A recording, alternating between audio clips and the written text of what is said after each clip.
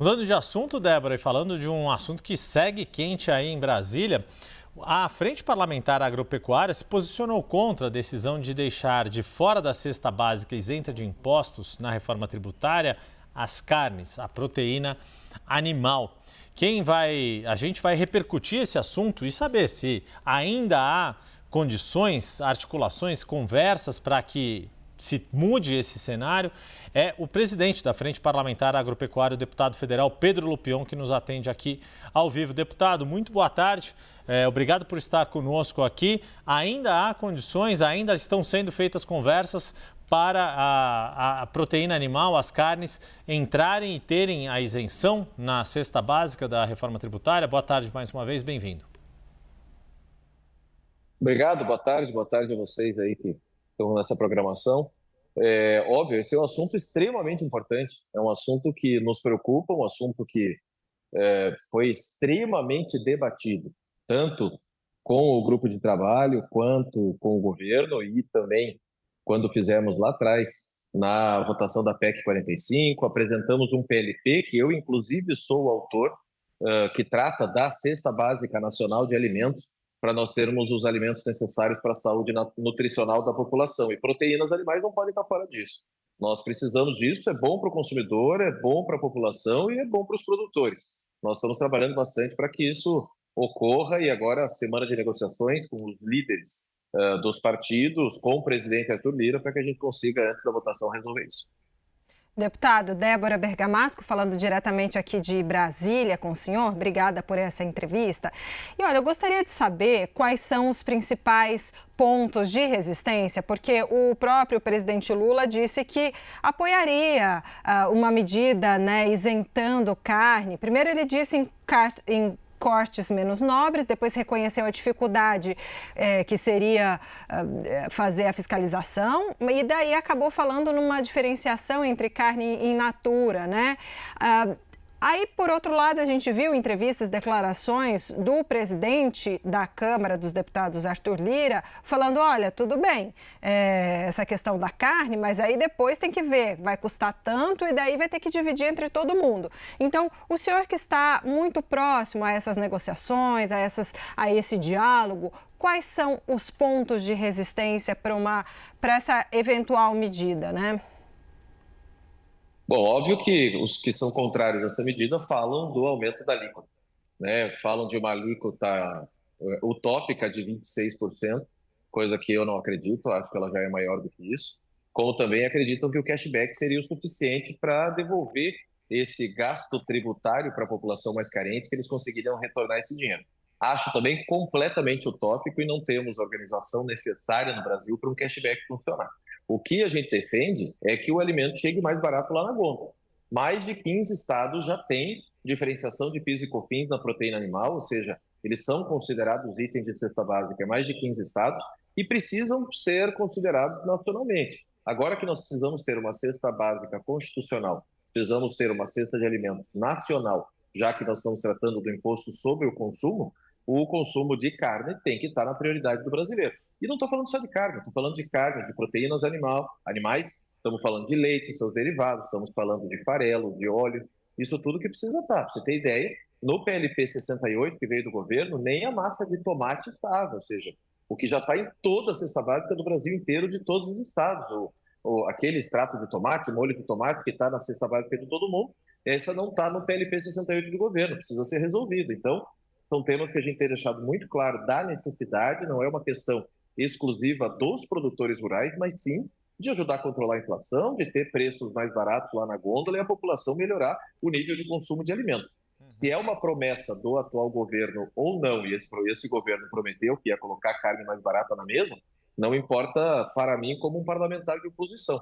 O que me importa é que a proteína animal efetivamente esteja com fácil acesso para a população. E o que vai diferenciar o nível de carne que a população consome é o preço lá na ponta, é o preço lá no mercado.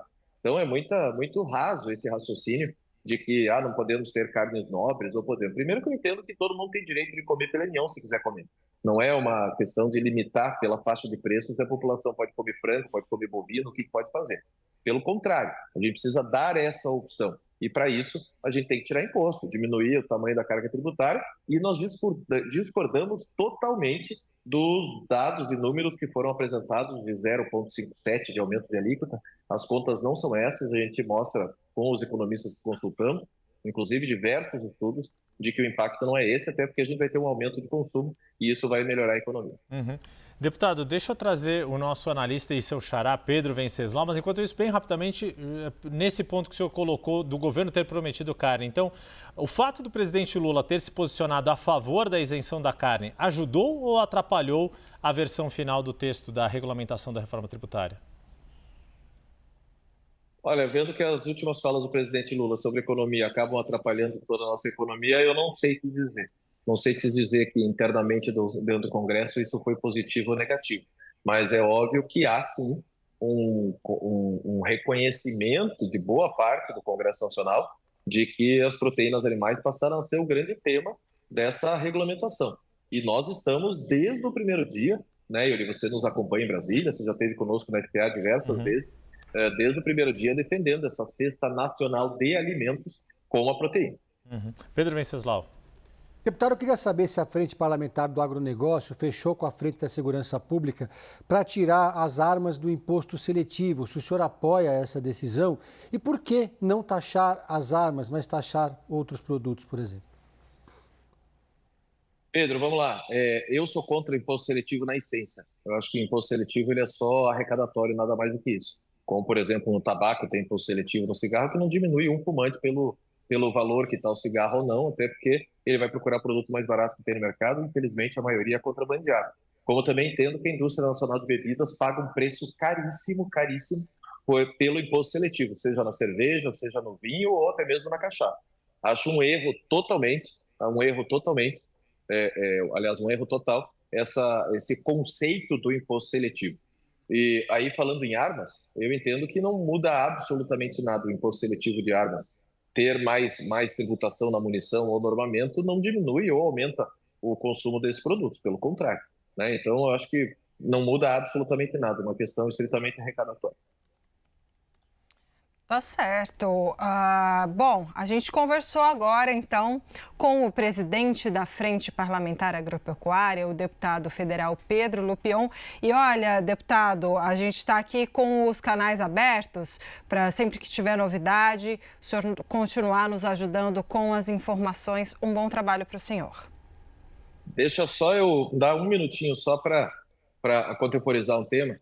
Não sei se vocês estão apertados aí na programação, claro. mas Pode, claro. essa questão toda da reforma tributária não é única e exclusivamente o tema das carnes ou das proteínas. Nós temos diversos outros temas sendo debatidos. Tem um tema que está nos preocupando muito, por exemplo, que é o cooperativismo, né? O cooperativismo que funciona tão bem, que significa tanto para a nossa economia. Aqui no meu estado do Paraná, por exemplo, mais de 50% da produção agropecuária sai das cooperativas, mas o cooperativismo não é só o setor agrícola. Nós temos 7 elos do cooperativismo, 7 segmentos. Um deles, inclusive, que nós estamos muito preocupados é a saúde.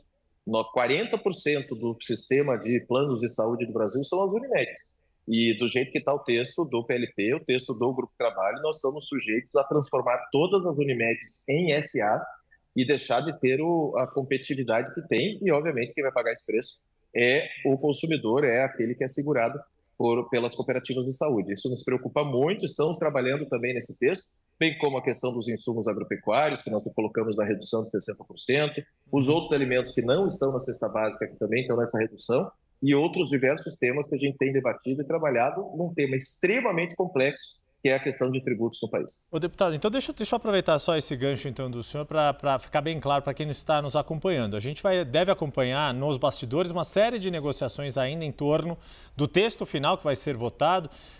O senhor tem alguma expectativa de quando o texto que de fato vai ser votado por vocês, deputados, vai ser conhecido? Veja, o presidente Arthur Lira quer votar isso na quarta, quinta ou sexta-feira da próxima semana. O texto precisa ser melhorado, muito melhorado. A gente tem diversas negociações. Hoje eu estou desde as 7h30 em reuniões aqui, por a maior parte, graças a Deus, a tecnologia nos permite fazer reuniões do Brasil inteiro pelo celular aqui para a gente conseguir avançar em cada um dos temas. Já conversei com diversos membros do Grupo de Trabalho, acho que é o deputado Cajado, que será o o relator geral da reforma, tenho conversado com ele também, como também com os líderes partidários. Eles passarão esse final de semana todo reunido em relação a isso, e já na segunda-feira nós estaremos todos lá de volta para tentar fazer a nossa parte no texto. Veja, eu falei, reitero e vou continuar falando, eu sou o deputado Pedro Lupion e eu estou presidente da Frente Parlamentar da Agropecuária. Eu não votarei e não posso deixar os meus votarem contra o meu setor. Nós vamos até o último minuto negociando e tentando buscar soluções para esses temas. Perfeito. Obrigado mais uma vez ao deputado Pedro Lupion, presidente da Frente Parlamentar Agropecuária, que nos atendeu aqui, falando da reforma tributária, que vai dar muito ainda, muita notícia ao longo da próxima semana. Deputado, um bom fim de semana e boas conversas nos próximos dias, que vão ser longas. E, como disse a Débora, conta pra gente quando tiver informação nova, por favor. Obrigado, gente. Eu que agradeço. Obrigado pelo espaço e qualquer novidade eu vou passando.